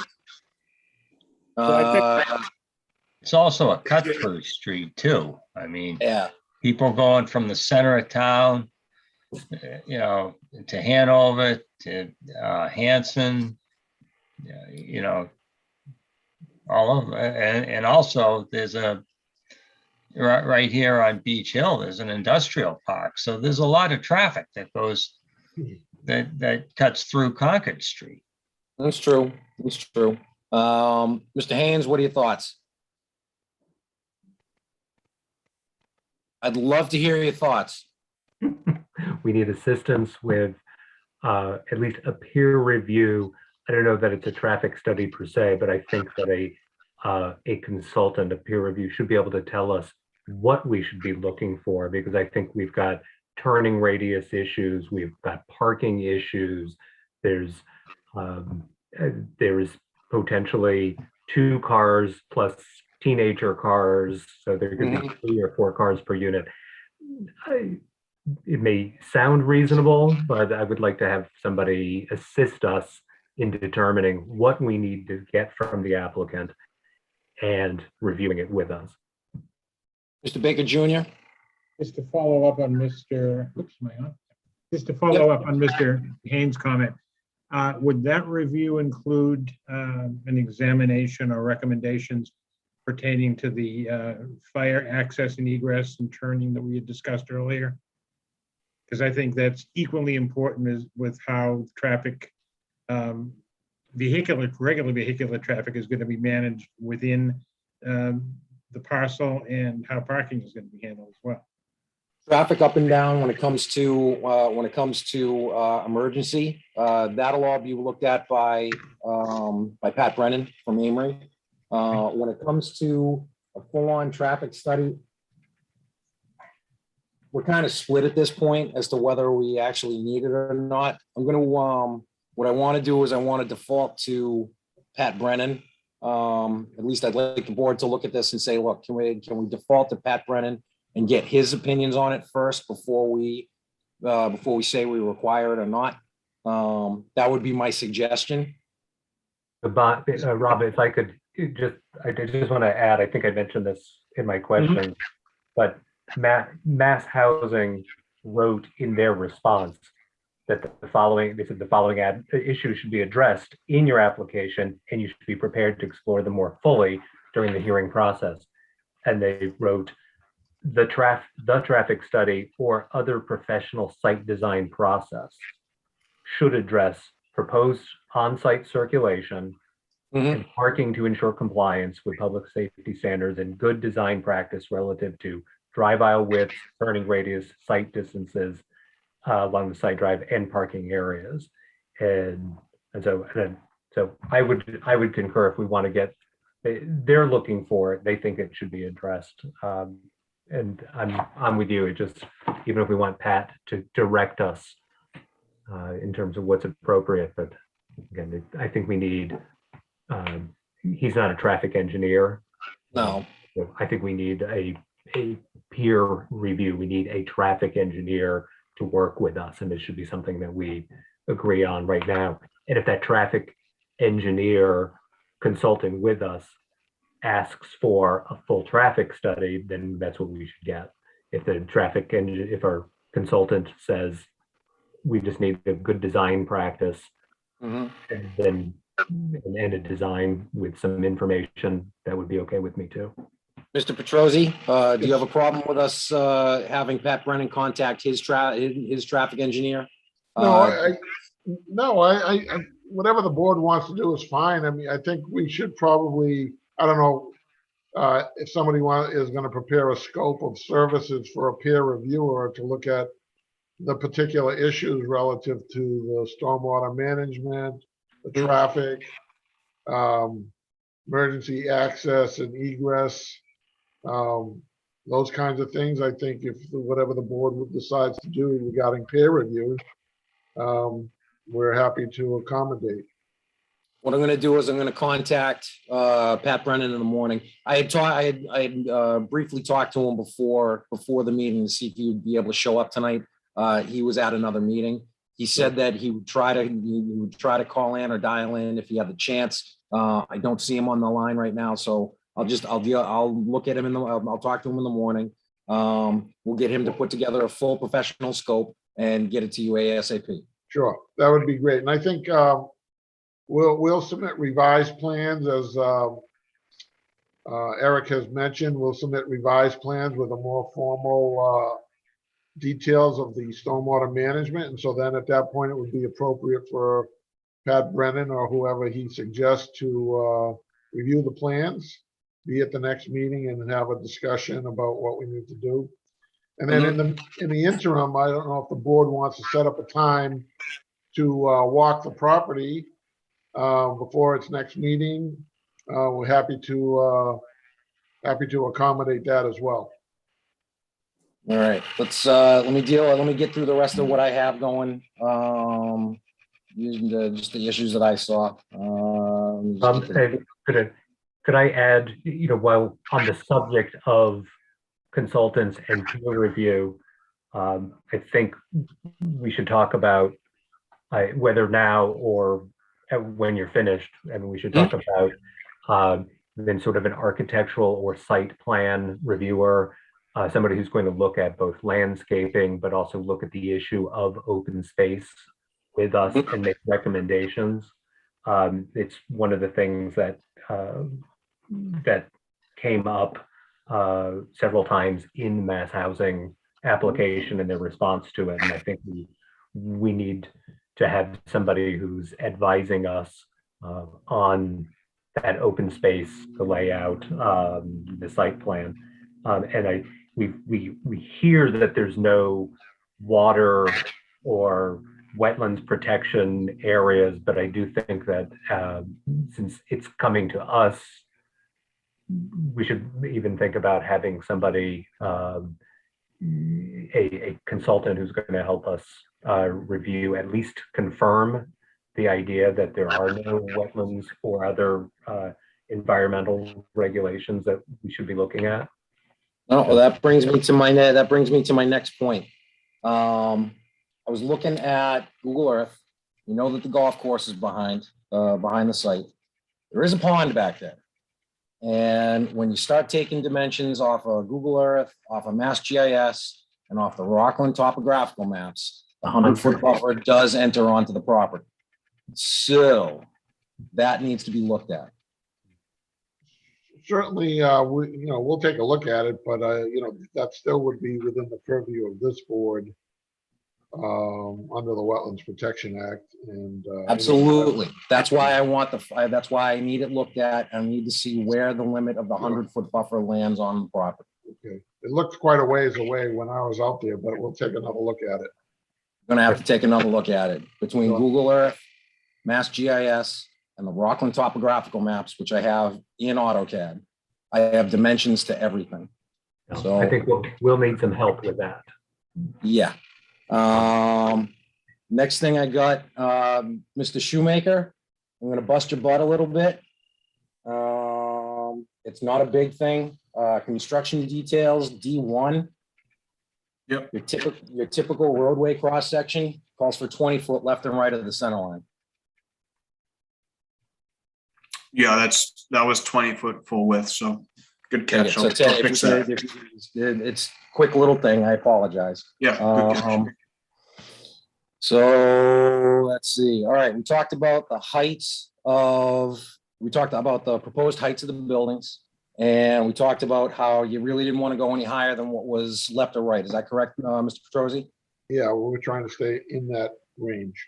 Okay. I want to see what the actual heights of the abutting houses are. So I'm going to want your surveyors to go out there and get some elevations on the heights of the roof. That way we can compare to what your architectural plans are gonna be. That way everybody knows. That way you're Sure. not saying, oh yeah, it's not gonna be any higher. Well, if we have a definitive number on it, then we know what we're working with. So do you want chimneys and that sort of thing, or just ridge of the roof? Chimneys I'm not worried about. All right, Okay. chimneys don't necessarily go that much higher. Although if you're going to propose your chimneys that much higher than the top of the building, and when I say that much higher, I'm saying more than the standardized 2 to 3 feet above the ridge line of the roof. Yeah, these houses will not have any chimneys.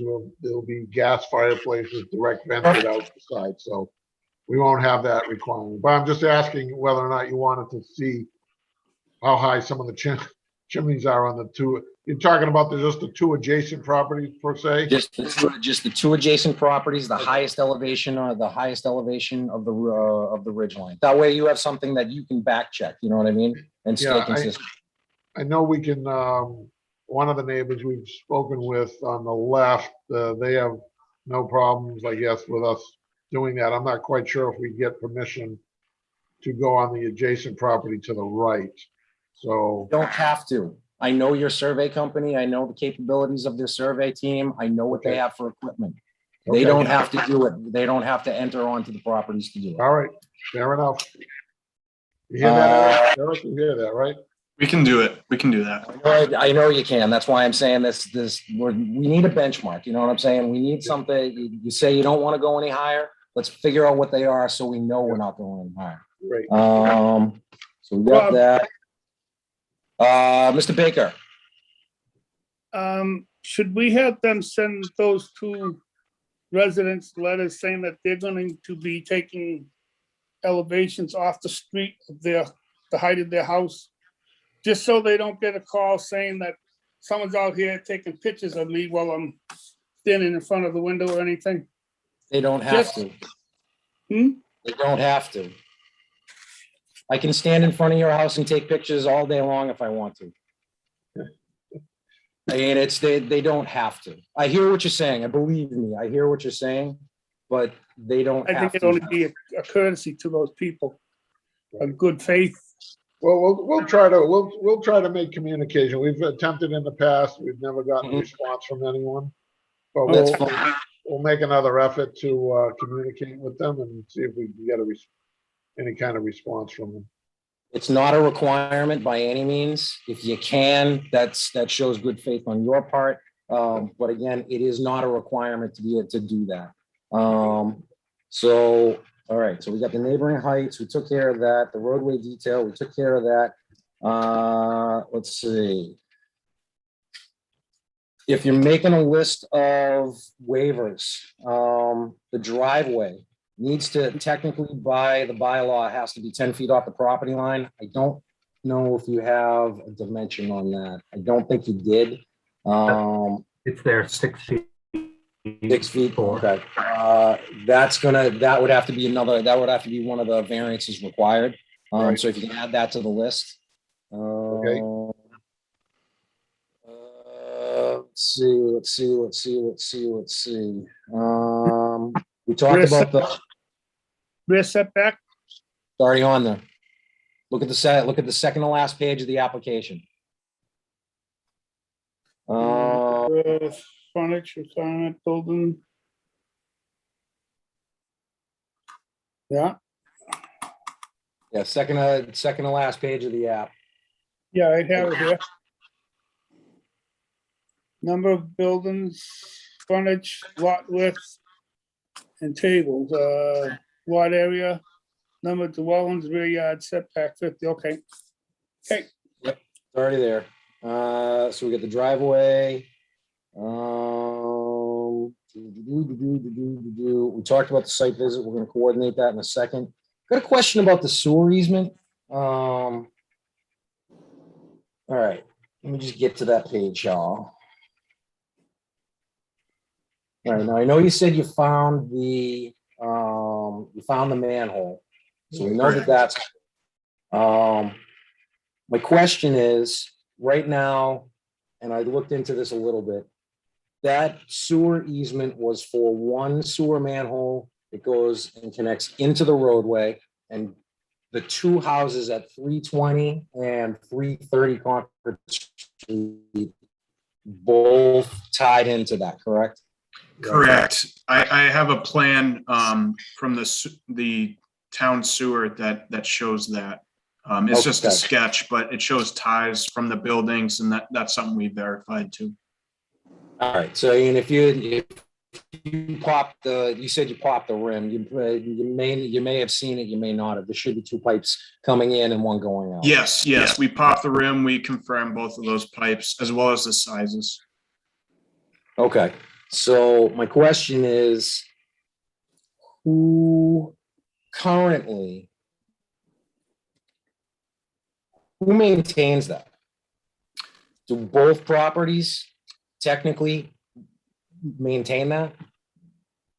Because it's something that's being serviced, something that services both properties. So the abutter at 330 Concord Street does have, they have rights to these. They have rights to it.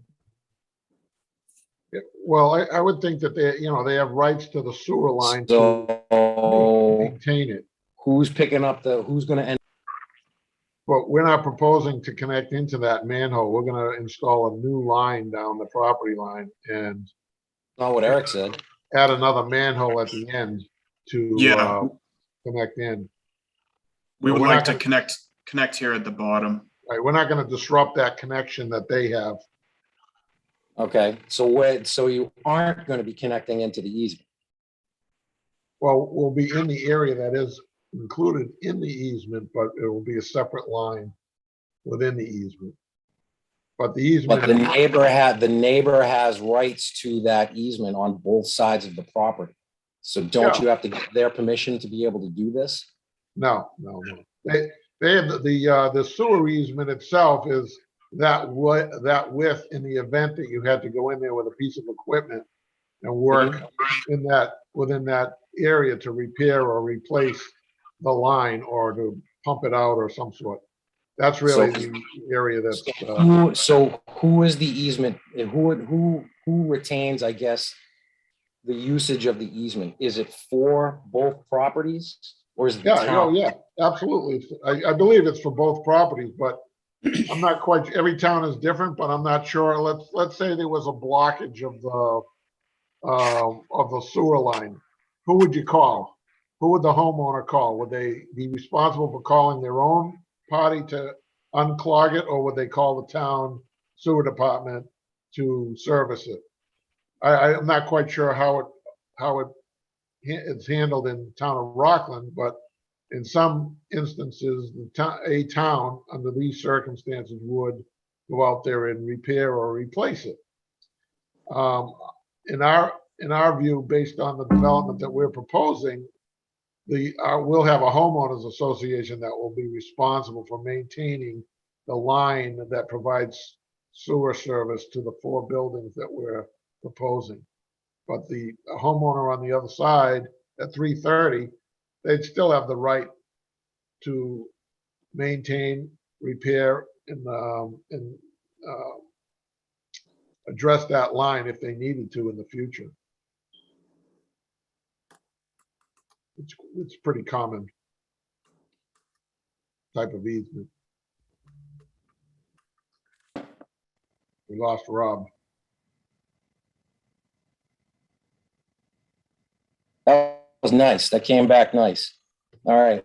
I'm still putting, basically, I'm saying that you need to figure out who that easement is, basically is to. Well, we can Is provide it a documents. town of Rockland easement or is it an easement for left and right? Yeah, Because again, if like you said, if there's a block. Crap, my internet's unstable. That's beautiful.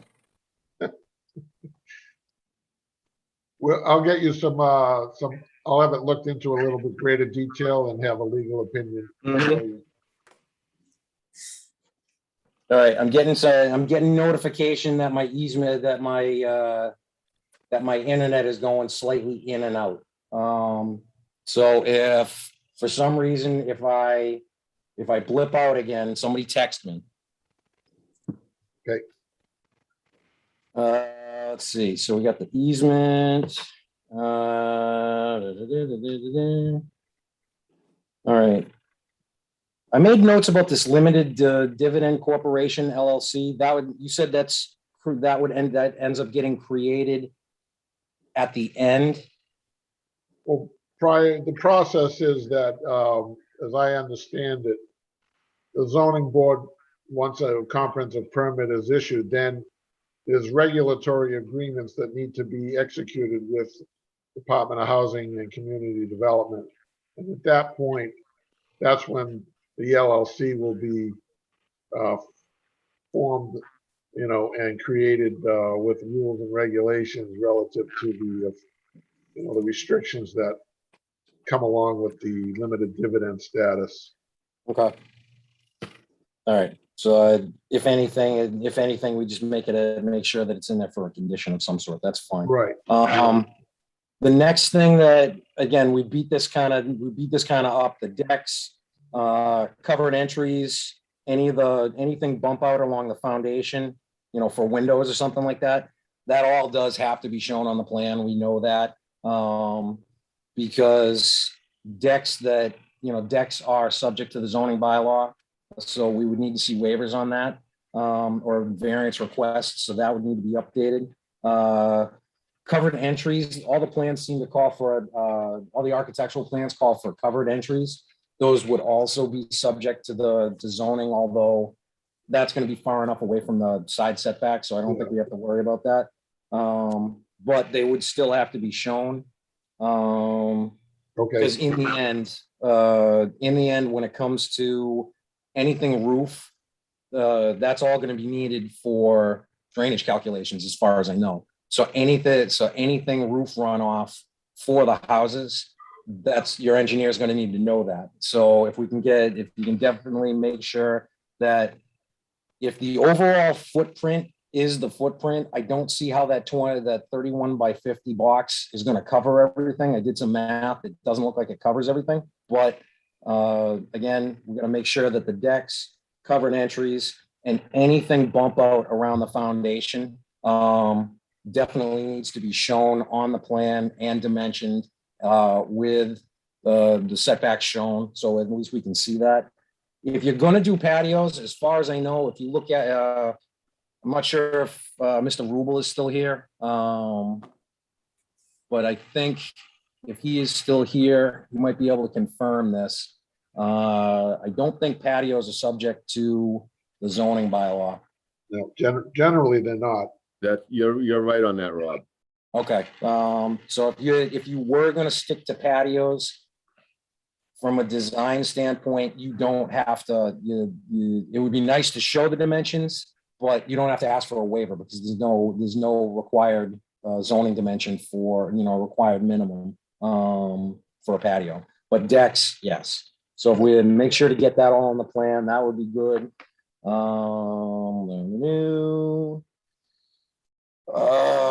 From there, we did talk about the wetlands that needs to be looked at. I definitely need we need somebody to look at that. The site visit. Everybody look at your calendar. I know I'm booked this weekend. I can't say, I haven't even gotten till next weekend, so I don't know where everybody is next weekend. Next weekend is the holiday stroll. Thanksgiving weekend. Hold on, I just lost my phone here. Next weekend is the holiday stroll, but the holiday stroll is in the evening, isn't it? Yes, it is. Okay, so what's the chance everybody's around either the 27th or the 28th, kind of morning-ish? I'm gone. That's one out. Come around.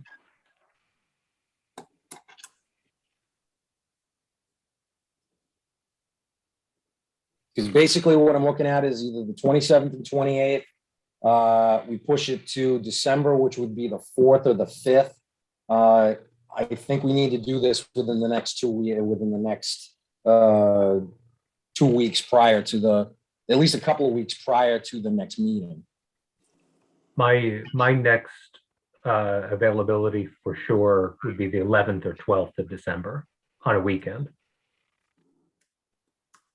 Okay. Cam, you there? I'm here. Where are we looking at when it comes to December? If we wanted to do 30 days, what are we looking at, like the 14th? Or the 7th? It's the Because I know this 7th. was an odd. We had stuff on that the was an- 7th. Yeah, see, this was an odd setup because of timing and because of the application. Yeah, so basically 30 days would kind of put us at the 14th. Between Deb and Kim, do we have anything on the 14th? I don't think we do. No, there's no meeting scheduled for the 14th. So no, there's nothing. That would do that would be 30 days. Other than that, we could push it another week and say the 21st of December, which would give everybody else, which would give the applicant, which would give Mr. Shoemaker 1 more week of revision ability. So it's up to the board at this point. If we wanted to stick to the 30 days, that would be the 14th, which would be an odd weekend. But if we get to the 21st, Deb, can you look at the schedule? Do we have anybody on the 21st? No, we do not.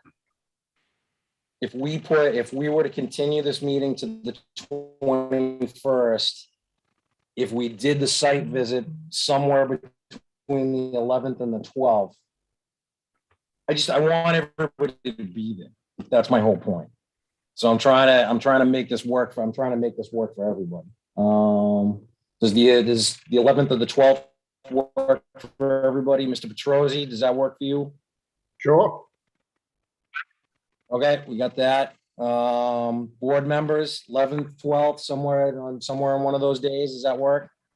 Either works for me. The 11th. The 11th, December 11th. I'm hearing December 11th. Yes. Yeah, Saturday is preferable. Yeah. All right. So December 11th, we'll say December 11th, 10 o'clock. Does that work? Yes. 10 a.m. All right. So December 11th, 10 a.m. Mr. Shoemaker, where are you? Where'd you go? Right here. All right. I'm going to request that basically we kind of know where the property is based on the existing fences that are up there, but the existing fences don't go all the way to the road. If There's some anything, if you get when you're serving, I think that's my internet. I'm not positive.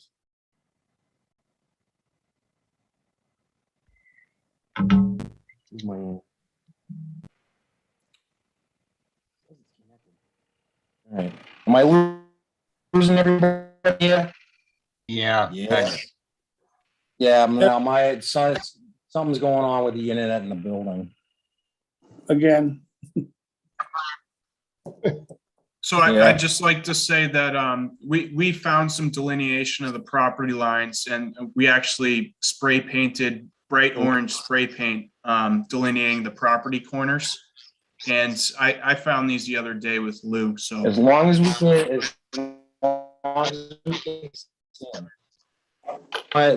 we can see everything when we're out in the field, that's all we care about. yeah, I'll bang some stakes in or something too if I need to prior to the site walk. All right, because I see there's iron rods and stuff out in the back of the property. So if we get, again, as long as the property is relatively visible, we should be okay. You have the 2 fences on either side that pretty clearly mark the property lines. All right. All right, so we got December 11th, 10 a.m., so that works. We need to I'm post gonna call that. Pat, post it for, I don't know, I don't think we do. As long as we don't discuss anything. It's not, it's an informal and we're not making any determinations. Right, right. We just, No, it's Mr. informal. Chairman, Yeah, can we just run that by Mr. Galvin for confirmation? you can if you want to, but I've been through this before. It's an informal meeting. We don't have to post it as long as we're not making any kind of decisions, deliberations, or anything like that. Okay. I agree with you, Mr. Rosa. That's exactly correct. You do not have to post it. Thank you. So, all right, so we all know that, Mr. Shoemaker, are you gonna be at the meeting or are you gonna have a representative show up? I'll be there. Okay, cool.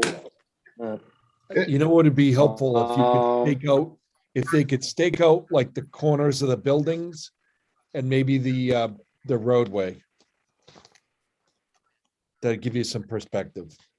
No, I absolutely agree with you. I'm gonna go a little bit down on that. Definitely the buildings. Definitely stake out the buildings since you're gonna be out, since the survey crew is gonna be out there anyway. Have them stake the buildings out. When it comes to the paving, I'm not too worried about it because we're gonna know where it is in relation to the property line. Plus it's an added expense that Mr. Petrosi shouldn't have to pay for at this point, not right now. So at a minimum, if we can get the buildings staked, we should be fine. Did that come through clear? Yep. All right, cool. So we got that, we got that.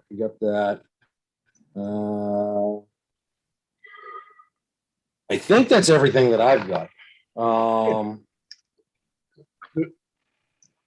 Did we decide on how the peer review is gonna be, are you gonna, just discuss this with your town engineer or whoever? Yeah, I'm gonna, again, it's Pat Brennan with Amory Engineers. He's been the review engineer for planning board, for zoning board. I'm gonna Right. discuss it with him tomorrow. I'm gonna have him put together a full, whatchamacallit, a full scope of services. And Okay. then if he feels that he needs to get Gillen Associates involved to deal with the traffic, he'll include that in there. He'll talk to engineer Gillen, and everything will get included. Okay, fabulous. Mr. Haynes, can you hear me? Yes, thank you. Yeah, I think we should be, I think we should be looking for proposals to present for design, sort of, it's more for the site Mhm. design, how open space, site design, so I'm just going to put that under the banner of a design review. The traffic, of course, and I think wetlands. There should be, I think Pat Brennan can do everything, but drainage and soils there. And I think it's not too early to talk about at least lining up a finance person to review financials and get that review proposal in as well. I can't think of So- anything else. Let me weigh in on that. It's actually, there's a process that is regulatory in nature. And we're not allowed to look at their finances until we propose conditions.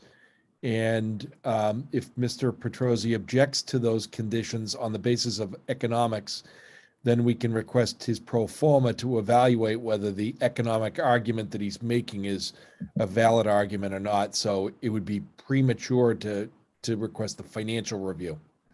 Agreed. I was talking about getting soliciting people and proposals. So for the things we may need. Okay. Mr. I Chairman. don't see a problem with that. Mr. I Baker don't. Jr., I'm sorry. Yeah, no, thank you. No, I just had a question of the things you enumerated to be referred to Mr. Brennan and to anyone else. Was the, were the fire considerations included there? Yes. He'll end up looking at that from a design, from a Traffic. design aspect. Perfect, thank you. All right, Attorney Galvin, is there anything else you think we need to speak about? Before we No, talk I- about continuance? I think we're in pretty good shape.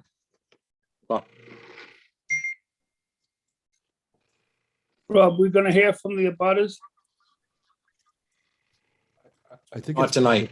We don't have enough, we don't have enough. We've got enough information from the letters as received. I think the abutters need to see a more refined plan before they can really start commenting. Because again, it's really gonna come down to a lot of bad blood because of the previous situation that was on this property before. And I don't want to get involved in that. So Rose, for I'd right also- now, we're gonna, Mr. Rose, I'd also recommend that after the plans get finalized, that the board set aside a night where maybe abutters could comment and they would take the center stage on the project, so they get some dedicated time. I agree. I agree. I agree.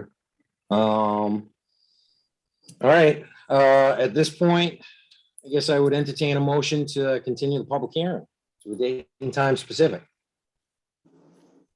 Make a motion to continue the hearing to December 21st at 6:30 PM.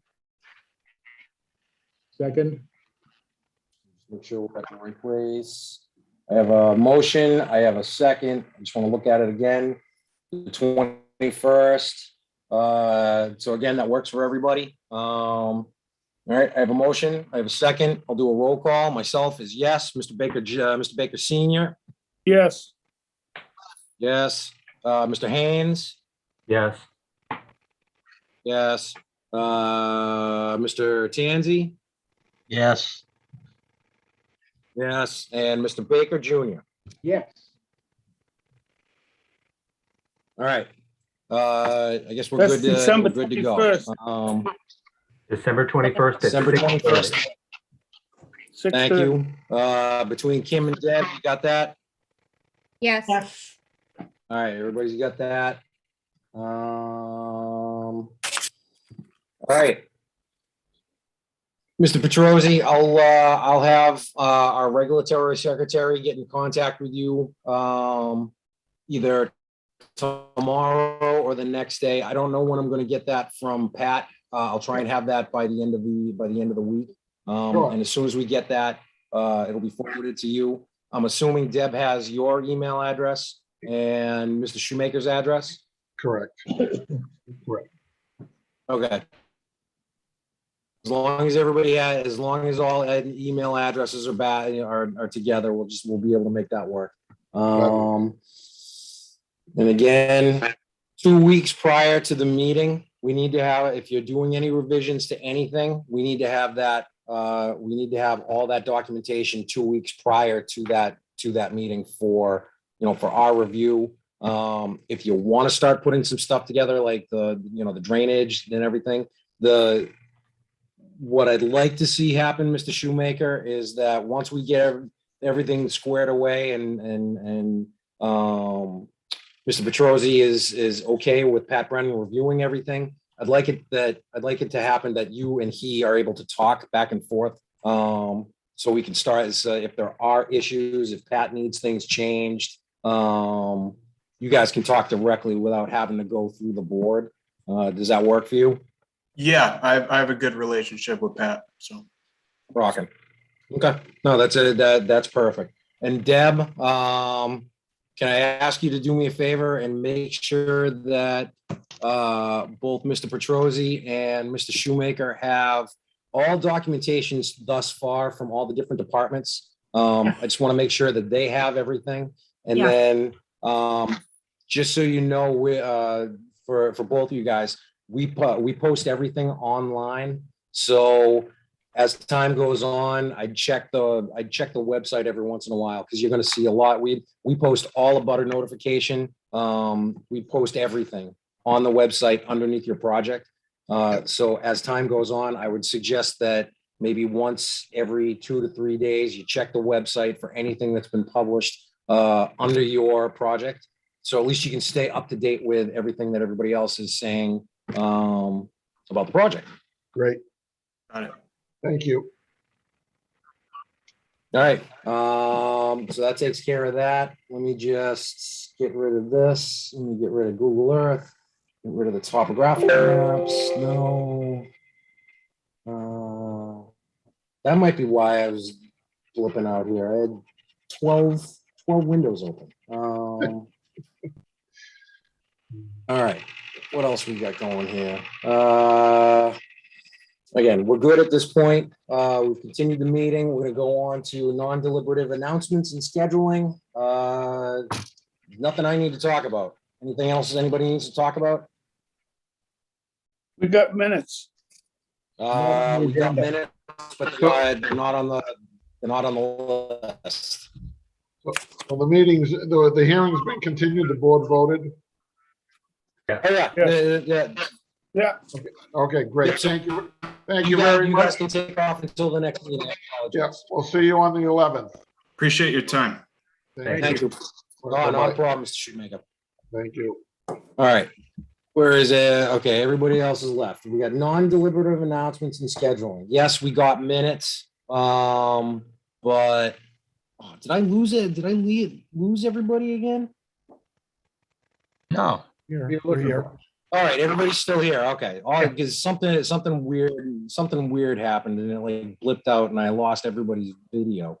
All right, whatever. Everybody's still here. So Mr. Baker Senior raised a question about minutes. It wasn't advertised, so I don't think we can talk about it. I was going to put them on the agenda for the hearing on December 7th.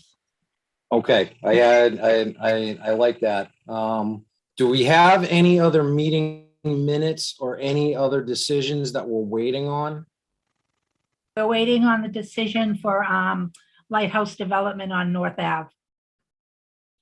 That will be All over right. to you after this meeting. Okay. And I'm getting that warning again that my internet is unstable. So if I blip out again. And we should sign off fast.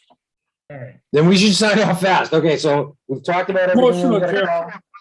Motion to adjourn. I got a motion. I need a second. I got a second. Roll call. Myself is a yes. Mr. Baker Senior. yes. Yes. Mr. Haynes. Yes. Yes. Mr. Tanzi yes. and Mr. Baker Jr. Where'd you go? Right here. Yes. Rock and roll. All right. Thank you, gentlemen. I'll try to take care of my internet problems tonight. Okay.